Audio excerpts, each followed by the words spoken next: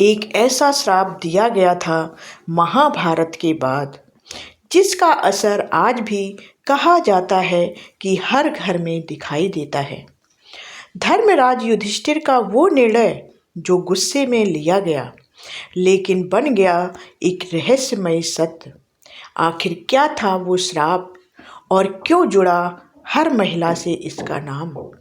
जानिए इस चौंकाने वाली कहानी में इस श्राप के बारे में। तो श्राप को जानने के लिए पूरा अंत तक हमारी वीडियो को देखिएगा।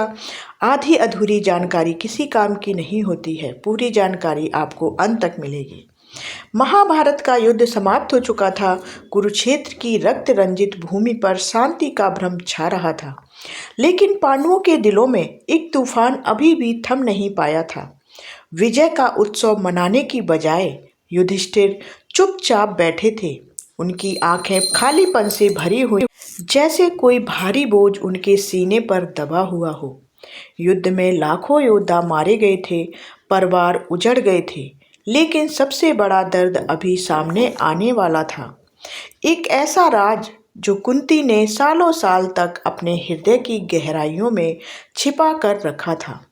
युद्ध के बाद जब पांडव हस्तिनापुर लौटे, तब कुंती युद्ध भूमि पर घूम रही थी, जैसे कोई खोया हुआ खजाना ढूंढ रही हो। वे कर्ण के शव के पास पहुंची, जहां अर्जुन के बाणों से छलनी हुआ कर्ण पड़ा था। आंसुओं की धारा बहती हुई कुंती ने युधिष्ठिर को बुलाया और कांपती आवाज में कहा, बेटा, यह जो तुम्हारे सामने पड़ा है, ये तुम्हारा ज्येष्ठ भ्राता है, सूर्यपुत्र कर्ण, मेरा सबसे बड़ा पुत्र। ये शब्द जैसे बिजली की तरह गिरे। युधिष्ठिर स्तब्ध रह गए। उनका मन एक पल में हजारों टुकड़ों में बट गया। क्या कर्ण, वह सूतपुत्र जिसे उन्होंने हमेशा नीचा समझा, जिसके खिलाफ उन्होंने युद्ध लड़ा, वह उनका बड़ा भाई था, और यह सच्चाई उनकी माँ ने छिपाई रही। कुंती ने पूरी कहानी सुनाई कि कैसे कुंवारी अवस्था में सूर्यदेव से उन्हें पुत्र प्राप्त हुआ, कैसे लोकलाज के डर से उन्होंने नवजात शिशु को गंगा में बहा दिया, कैसे कर्ण सूत परिवार में पला और दानवीर के रूप में जाना गया। उन्होंने बताया कि उन्होंने कर्ण से वचन लिया था कि वह पांडवों में से केवल अर्जुन को छोड़कर किसी को नहीं मारेगा, लेकिन फिर भी युद्ध हुआ। भाई भाई से लड़े और कर्ण मारा गया। युधिष्ठिर सुनते रहे, लेकिन उनके चेहरे पर क्रोध की लहरें उमड़ रही थीं। अगर यह राज पहले पता चल जाता तो क्या यह महायुद्ध होता? क्या लाखों प्राणों की बलि चढ़ती? क्या अर्जुन को अपने ही बड़े भाई का वध करना पड़ता? क्या पांडवों को इस घोर पाप का बोझ उठाना पड़ता? दर्द इतना गहरा था कि युधिष्ठिर का धर्मराज वाला संयम टूट गया। उन्होंने कुंती की ओर देखा। आंखों में आंसू और गुस्सा दोनों थे।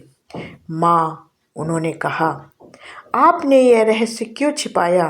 क्या 3 बड़े राज छिपाने के लिए इतना बड़ा विनाश जरूरी था? आपने हमें अपने ही भाई से लड़वाया, हमें पाप का भागीदार बनाया। कुंती चुप रही, उनके आंसू बहते रहे, लेकिन युधिष्ठिर का मन अब रुक नहीं सकता था। पीड़ा ने उन्हें अंधे कर दिया था। उन्होंने जल लिया हाथ में, जैसे कोई ऋषि श्राप देने जा रहा हो, और पूरे स्त्री समाज को संबोधित करते हुए उच्चारण किया कि जिस प्रकार एक स्त्री ने इतना बड़ा रहस्य छिपाकर कुल का नाश करवा दिया, इसलिए आज से कोई भी स्त्री किसी भी गुप्त बात को लंबे समय तक अपने हृदय में नहीं रख पाएगी। स्त्रियां रहस्य छिपाने में असमर्थ होंगी। यह श्राप था, युधिष्ठिर का श्राप। एक पल की भावुकता में दिया गया, लेकिन पौराणिक मान्यताओं के अनुसार इतना शक्तिशाली कि आज तक इसका असर महसूस किया जाता है। लोग कहते हैं कि इसी कारण महिलाएं मन की कोई भी बात, कोई भी राज ज़्यादा देर तक अपने अंदर नहीं दबा पाती। चाहे कितनी भी कोशिश करें, वह बात किसी न किसी से साझा हो ही जाती है, दोस्त से, परिवार से, या कभी कभी अनजान से भी। यह एक लोकप्रिय विश्वास बन गया कि महिलाओं के पेट में बात नहीं पचती, और इसका मूल यही महाभारत का वह प्रसंग है। लेकिन सोचिए, क्या यह सिर्फ क्रोध था या उस दर्द की अभिव्यक्ति जो युधिष्ठिर को अंदर ही अंदर खाए जा रहा था। महाभारत में युधिष्ठिर को धर्म का प्रतीक माना जाता है। वे कभी झूठ नहीं बोलते, कभी अन्याय नहीं करते, फिर भी इस एक क्षण में उन्होंने पूरे स्त्री समाज को दोषी ठहरा दिया।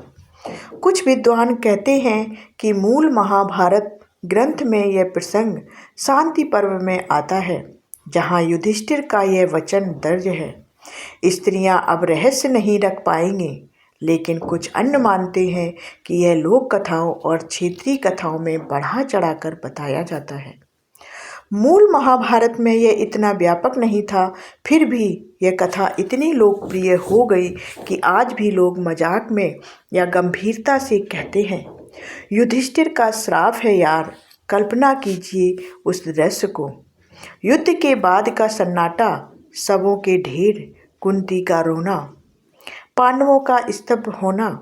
युधिष्ठिर जो हमेशा शांत और विचारशील रहे, उस पल में टूट गए। उनका श्राप नफरत से नहीं बल्कि गहरे पश्चाताप से निकला। वे खुद को दोष दे रहे थे कि क्यों उन्होंने कर्ण को नहीं पहचाना, क्यों युद्ध टला नहीं। लेकिन गुस्सा मां पर उतरा और फिर पूरे स्त्री वर्ग पर। यह माननीय कमजोरी का एक उदाहरण है। जब दर्द असहनीय हो जाता है तो इंसान आसपास के सभी को दोष देने लगता है। आज के समय में इस श्राप को देखें तो कई लोग हंसते हैं और कहते हैं कि यह पुरानी सोच है। महिलाएं आज मजबूत हैं, रहस्य रख सकती हैं, लेकिन फिर भी समाज में यह धारणा बनी हुई है कि महिलाएं ज़्यादा भावुक होती हैं, बातें जल्दी शेयर कर देती हैं। शायद यह श्राप नहीं बल्कि उस समय की सामाजिक व्यवस्था का प्रतिबिंब है, जहां महिलाओं पर रहस्य रखने का बोझ ज़्यादा था, विवाह, परिवार और सम्मान के लिए। कुंती ने भी यही बोझ उठाया था, लोक लाज के डर से। युधिष्ठिर का श्राप शायद उस बोझ को ही चुनौती दे रहा था कि अब से रहस्य छिपाना मुश्किल होगा, सच्चाई बाहर आएगी। क्या यह श्राप सच में काम करता है या यह सिर्फ एक मनोवैज्ञानिक प्रभाव है? कई महिलाएं कहती हैं कि वे रहस्य रख सकती हैं, जरूरी हो तो चुप रहती हैं, लेकिन कई बार छोटी छोटी बातें भी बाहर निकल आती हैं, क्योंकि इंसान सामाजिक प्राणी है। बातें शेयर करने से मन हल्का होता है।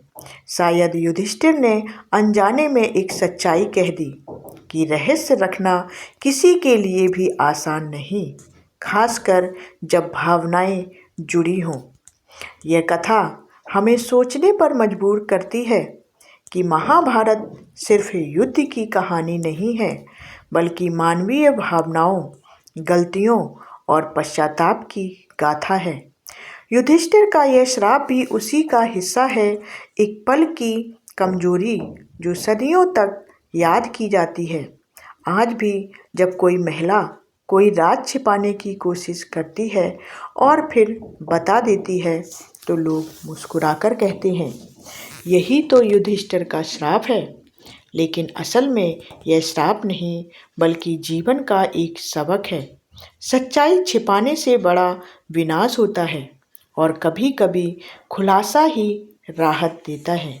तो ऐसी ही महाभारत की रहस्य भरी कहानियों के लिए मेरे चैनल को सब्सक्राइब कर लें, वीडियो को लाइक करें, शेयर करें और कमेंट करके बताएं कि आपको हमारी वीडियो कैसी लगी। धन्यवाद। जय श्री कृष्ण।